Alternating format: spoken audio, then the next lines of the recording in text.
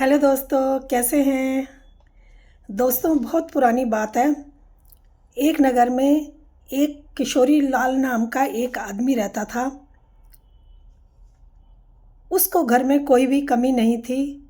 उसकी पत्नी थी और उसका घर बहुत ही संपन्न था। उसके घर में कई नौकर चाकर थे। उसके घर में एक बूढ़ी नौकरानी भी थी जिसको काम करते हुए वहाँ पर बहुत समय हो गया था। जो सौदागर की पत्नी थी वो धार्मिक विचारों वाली थी। वो अपने नौकरों का भी बहुत सम्मान करती थी, उनको अपने साथ बैठाकर खाना भी खिलाती थी। और जो बूढ़ी नौकरानी थी उसको घर का ही सदस्य वो लोग मानते थे। उसको नौकरानी वो कभी नहीं मानते थे क्योंकि वो उनकी बहुत पुरानी नौकरानी हो गई थी। उसको वो अम्मा कहकर सारे नौकर भी बुलाया करते थे। अब किशोरी लाल की पत्नी गर्भवती होती है तो उसके एक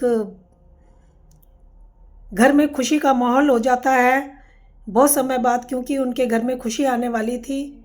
लेकिन तभी जो खुशी होती है वो गम में बदल जाती है, क्योंकि उनके एक सुंदर बेटी पैदा होती है। लेकिन बेटी के पैदा होते ही उसकी माँ की मृत्यु हो जाती है। जो सौदागर होता है वो बहुत दुखी होता है और अपनी बेटी का मुंह भी नहीं देखता और उसको मनहूस कहता है कि ये मनहूस है और उसके सामने बिल्कुल भी नहीं जाता।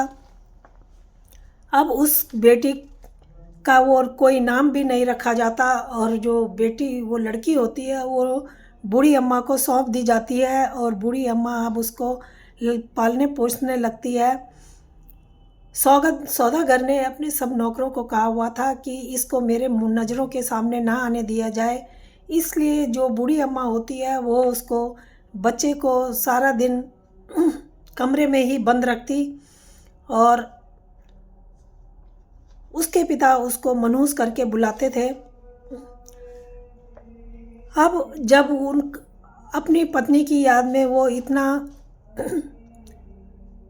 रहता था कि उसने अपना काम धंधा ही करना छोड़ दिया था। उसको सारे लोग समझा समझा के थक गए थे, लेकिन वो किसी की कोई बात सुनता ही नहीं था। उसे अपनी पत्नी की बहुत याद आती थी और मनहूस लड़की को देख करके तो उसे बहुत ही ज़्यादा अपनी पत्नी की याद आती थी, इसलिए वो उसकी शक्ल भी नहीं देखना चाहता था। अब इसी तरीके से वो लोग कहते हैं कि तुम क्यों ना दूसरी शादी कर लो। वो नहीं मानता, लेकिन एक दिन अम्मा जब उसको बैठाकर समझाती है तो वो मान जाता है, उसकी समझ में आ जाता है। वो कहती है कि इस तरीके से तो तुम्हारा व्यापार ठप हो जाएगा और कोई तुम्हारे व्यापार पर कब्जा कर लेगा। तुम अपने काम पर ध्यान दो, दूसरी शादी करो। वो दूसरी शादी कर लेता है और जब वो दूसरी शादी करता है तो उसको एक बेटी पैदा होती है। वो अपनी बीबी से और उस लड़की से बहुत प्यार करता है। अब वो जो दूसरी बड़ी लड़की होती है उसकी तरफ बिल्कुल भी वो ध्यान नहीं देता। अब दोनों लड़कियां साथ में बड़ी हो रही थी, दोनों में ज़्यादा फ़र्क नहीं था। जो छोटी बेटी होती है वो अपनी बहन से बहुत बुरा व्यवहार करती थी, क्योंकि उसके पिता ही जब अच्छा व्यवहार उससे नहीं करते थे तो सौतेली माँ को क्या चाहिए। सौतेली माँ और बेटी उससे बहुत बुरा व्यवहार करती थी, उससे बात नहीं करती थी, उसको मनहूस करके बुलाते थे। अब उस लड़की की जो दोनों साथ साथ बड़ी हो रही थी, अपनी बेटी जो होती है उसकी दूसरी माँ की, उसको वो छोटी बेटी को अच्छे स्कूल में डालते हैं, उसके अच्छा लालन पालन करते हैं, उसकी हर इच्छा पूरी की जाती है। लेकिन बड़ी बेटी की तरफ कोई भी ध्यान नहीं देता था। उसको जो छोटी बेटी होती है उसके उतरे हुए कपड़े पहनाए जाते थे, वो उसके उतरे हुए कपड़े पहनती थी। अब इसी तरीके से वो दोनों बड़ी हो रही थी। एक दिन जो सौदागर की पत्नी होती है वो कहती है सौदागर को कि क्यों ना इनकी हम शादी करें, अब ये जवान हो रही हैं, तुम पहले इस मनहूस की शादी कर दो, ताकि इसकी शादी करने के बाद हम अपनी बेटी की शादी बड़े धूमधाम से करेंगे। जो सौदागर होता है वो कहता है तुम बिल्कुल ठीक कह रही हो। अब जो सौदागर होता है वो अपने नौकरों को कहता है कि इसके लिए कोई लंगड़ा लूला अंधा काढ़ा गरीब भिखारी इसके लिए ढूंढो। वो उसके लिए लड़की ढूंढने के लिए जाते हैं और जब ढूंढते हैं तो उनको दूसरे नगर में एक भिखारन मिलती है जिसके साथ उसका बेटा भी बैठा हुआ था। वो भीख मांग मांग के अपना गुजारा करते थे। वो उसके पास जाते हैं और कहते हैं कि हमारा जो सेठ है सौदागर है वो उसकी लड़की से तुम्हारा रिश्ता लेकर के हम आए हैं। उसकी लड़की के लिए तुम्हारे लड़के से उसका रिश्ता करना चाहते हैं। वो कहती है कि हमसे मजाक क्यों कर रहे हो, हम बहुत गरीब हैं, हमारे पास तो खाने और रहने के लिए कुछ नहीं है। वो कहते हैं नहीं हम सच कह रहे हैं, हम ठीक कह रहे हैं। उसको समझाते हैं, वो मान जाती है। वो सोचती है चलो बड़े घर में हमारा रिश्ता हो रहा है तो कोई बात नहीं, वो हाँ कर देती है। फिर उनकी दोनों की शादी कर दी जाती है। जब उसकी शादी करी जाती है तो वो लड़की को दहेज में कुछ भी नहीं देते हैं और खाली हाथ ही उसको भेज देते हैं। वो लड़की जब बुढ़िया और बुढ़िया का बेटा उस लड़की को लेकर के अपने गांव अपने घर जाते हैं, वहाँ टूटी फूटी झोपड़ी होती है, रहने बैठने को भी कुछ नहीं होता है। तो वो लड़की जा कर के देखती है, क्यों वो बहुत निराश होती है। कहती है मेरे पिता ने अपना बदला मुझसे ले लिया और वो बहुत ही दुखी होती है। पर फिर अपने को समझाती है और फिर वहाँ पर अपने को अच्छे से रहने की कोशिश करती है। वो बुढ़िया से कहती है कि माँ आप जब मांगने जाते हो तो मुझे अच्छा नहीं लगता है, हम क्यों ना कुछ काम करके खाएं, कुछ कमा के खाएं, इस मांग के खाने से। तो बुढ़िया कहती है कि बेटा हम क्या कमा सकते हैं, तुम चिंता क्यों करती हो। वो कहती है कि नहीं, जब तुम मांगती हो तो लोग दुत्कार देते हैं, कोई भी देता नहीं है, कोई एक आध आदमी ही तुम पर दया करके तुम्हें कुछ दे देता है। तो इससे हमारा पूरा भी खाना खर्चा नहीं चल पाता है। क्योंकि वो जो लड़की होती है मनूस, उसका नाम अम्मा ने गुड़िया रानी रखा होता है। अब वो गुड़िया रानी जो होती है, अब वो कहती है कि माँ मैं नहीं चाहती कि तुम लोग इस तरीके से रहो और अच्छा नहीं लगता कोई दुत्कारता है तो।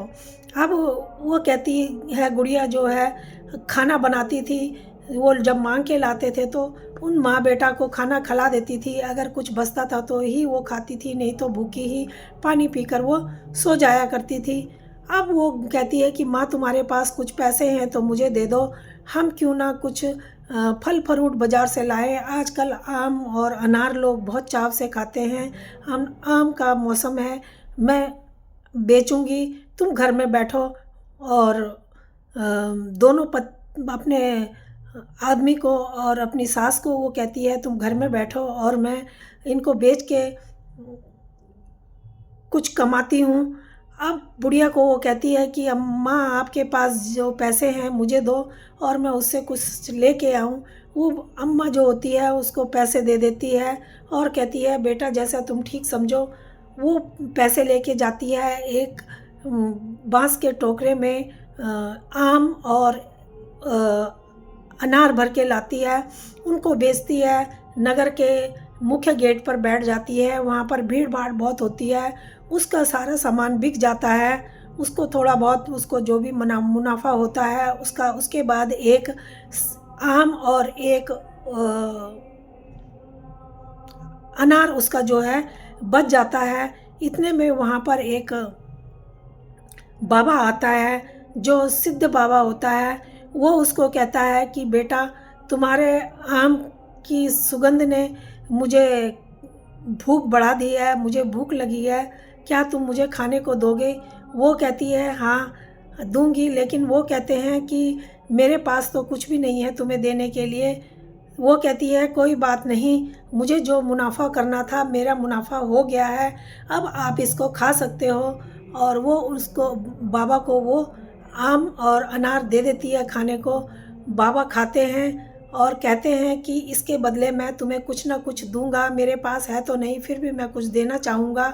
वो अपनी झोली में हाथ डालते हैं, जो वो मांग के चावल इकट्ठा उन्होंने किए थे वो अपने हाथ डाल के एक मुट्ठी उसमें से निकाल के गुड़िया रानी को देते हैं, और गुड़िया रानी उससे वो बाबा से वो ले लेती है। बाबा उसको आशीर्वाद देते हैं और वहाँ से चले जाते हैं। जब बाबा वहाँ से चले जाते हैं वो भी अपना टोकरा उठाती है और घर आ जाती है। बुढ़िया अम्मा को पैसे देती है, कहती है माँ लो आज की कमाई, मेरा सारा सामान आज बिक गया, जो भी मैं लाई थी फल वो सारे बिक गए और ये हमारा मुनाफा हुआ है। तो वो जो सास होती है उसकी वो बहुत खुश होती है। वो कहती है कि और जो साधु महाराज होते हैं उसकी बात भी गुड़िया रानी अपनी सास को बताती है। कहती है आज एक साधु बाबा आए थे जिन्होंने आम खाने को मांगा, मैंने दे दिया था और उन्होंने फिर मुझे आशीर्वाद दिया और ये चावल दिए हैं। और अम्मा कहती है कि वो ज़रूर सिद्ध पुरुष रहे होंगे बेटा, और इन चावलों को तुम अपने मंदिर में रख दो। वो उन चावलों को मंदिर में रख देती है और खाना खा के वो लोग सो जाते हैं। जब वो सो जाते हैं और वहाँ पर जो सुबह उठती है गुड़िया रानी, नहाती धोती है, उसको पूजा पाठ का बहुत शौक़ था। वो उसकी माँ भी बहुत पूजा पाठ वाली थी, बहुत अच्छे विचारों की थी, वो बिल्कुल अपनी माँ पर ही गई थी। अब वो पूजा पाठ करने के लिए उठती है जैसे ही नहा धो करके, और वहाँ मंदिर पे जाती है, देखती है जहाँ पर चावल रखे थे उन चावलों की जगह पर हीरे मोती पड़े हुए थे जिनकी चमक से सारा घर चमक रहा था। वो देखकर हैरान होती है और अपनी सास को और अपने आदमी को बुलाती है। जब उसकी सास और उसका पति आते हैं तो वो भी देख कर के खुश हो जाते हैं, बहुत हैरान होते हैं। सास कहती है बेटा मैं कह रही थी ना कि वो ज़रूर सिद्ध पुरुष होंगे, देखो उनकी दया से उन्होंने हमारे पर इतनी मेहरबानी करी, उनकी दया से हमारी गरीबी हट गई। इनको बाज़ार में बेच करके, इन हीरे मोतियों को बेच करके हमें बहुत सी स्वर्ण मुद्राएं मिल सकती हैं। तो वो अपने पति को कहती है कि इनको लेके जाओ सुनार के पास और इनके बदले में पैसे स्वर्ण मुद्राएं लेके आओ। अब वो जाता है और स्वर्ण मुद्राएं उनसे लेके आता है। अब वो बहुत अमीर बन गए थे, वो भिखारी नहीं रहे थे। अब वो जो होता है वो उनसे अपना व्यापार शुरू करता है वो लड़का, और उसका व्यापार बहुत तरक्की करता है वो उस व्यापार से, और उनके पास अब बहुत पैसा हो जाता है। वो अपना सुंदर सा घर भी बनवाते हैं। और फिर वो जो लड़की होती है गुड़िया रानी, वो गरीबों की मदद करना नहीं छोड़ती है, वो गरीबों की बहुत मदद करती थी। फिर वो अपनी सास को कहती है कि माँ मैं पूजा करवाना चाहती हूँ। उसकी सास कहती है बेटा तुम तो मेरे घर की लक्ष्मी हो, तुम जो चाहे करो। फिर वो गांव को खिलाने का सोचते हैं कि सब लोगों को खाना हमारे घर में भोजन कराएंगे। तो पूजा करने के बाद तो वो अपने माता पिता को भी बुलाती है, और जब उसकी सौतेली माँ और उसके पिता सुनते हैं कि वो गांव में भोज कर रही है तो वो उसके पिता कहते हैं कि वो ऐसा कैसे कर सकती है, वो तो इतने भिखारी हैं, गरीब हैं, वो इतना चल के देखना चाहिए कि क्या बात है, कैसे वो ये तमाशा कर रही है। और जो उसकी जो सौतेली बहन होती है उसकी शादी को उसके माता पिता बहुत बड़े घर में करते हैं। जो उस परिवार में एक ही लड़का होता है, उस घर में कोई धन धान्य की कमी नहीं होती, और रानी की तरह वो लड़की वहाँ पर रह रही थी। वो उस छोटी बहन को भी अपने घर में उस पूजा में बुलाती है।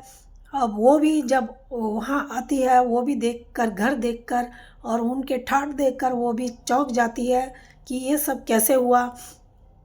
जब उसके पिता आते हैं और देखते हैं वहाँ, तो वो बहुत सोचने लगते हैं कि ये सब चमत्कार कैसे हुआ। फिर गुड़िया रानी अपने माता पिता की जब दशा देखती है, क्योंकि जब उसके पिता जो होते हैं उन दोनों बेटियों की शादी करने के बाद उनका मकान भी बिक गया होता है, उनके व्यापार में बहुत घाटा आ गया होता है, क्योंकि अब वो दूसरे घर में एक कमरे में किसी तरीके से किराए के घर में गुजारा कर रहे होते हैं।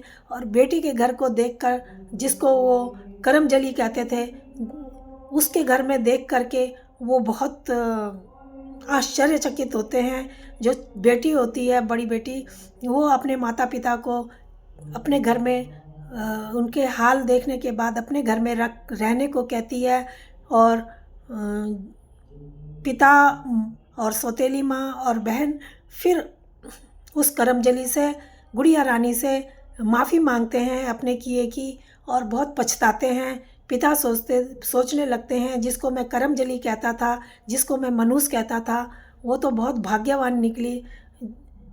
उसने तो अपने ससुराल में आकर के भिखारी से स्वर्ग बना दिया। और गुड़िया रानी से माफ़ी सब मांगते हैं। गुड़िया रानी उनको माफ़ कर देती है और अपने पिता माँ को कहती है कि तुम अब यहीं रहो। और उसके जो ससुर, सास और उसका पति होते हैं, वो भी उनको कहते हैं कि तुम हमारे साथ रहो। अब वो उनके साथ में रहने लगते हैं, और इस तरीके से वो लोग अब उनके घर में रह कर के सुखी होते हैं, और बहुत शर्मिंदा भी होते हैं कि हमने इस लड़की के साथ में नाइंसाफ़ी करी। इसको हमने कभी भी अच्छा नहीं समझा, हमेशा इसको करमजली ही समझा। तो दोस्तों, ये कहानी कैसी लगी? आशा है ये अच्छी लगी होगी। आप इसे लाइक और सब्सक्राइब ज़रूर करना। धन्यवाद।